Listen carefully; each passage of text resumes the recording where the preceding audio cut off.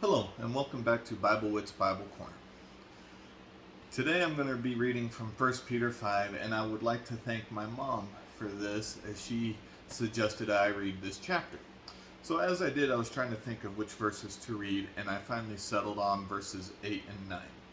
I'm going to start with the English Standard Version. Again, that is 1 Peter 5, verses 8 and 9.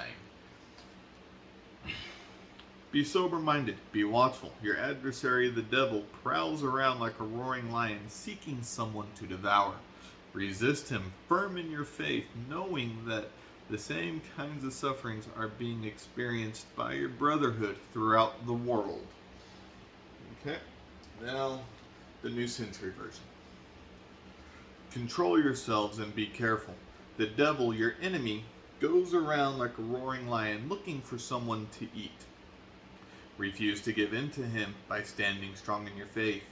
You know that your Christian family all over the world is having the same kinds of suffering. So two things I want to discuss in this. First, we know that our Father in heaven, our Creator, is omnipotent. He's everywhere at all times. This passage here is one of many that shows that the devil, Satan, is not. He wanders from here to there, looking for someone that he can turn away from God. But just because he wanders doesn't mean he doesn't set traps, because he does set traps for us if we are not paying attention, which is why this says to be vigilant, be watchful, be sober-minded. We don't want to fall into Satan's traps for fear of falling away from God, and that is why we have to stand firm in our faith. Whenever we do run into these traps, being strong in our faith helps us get through these traps. Now, the other thing that I want to discuss here is our brothers and sisters all over the world are experiencing the same kinds of suffering.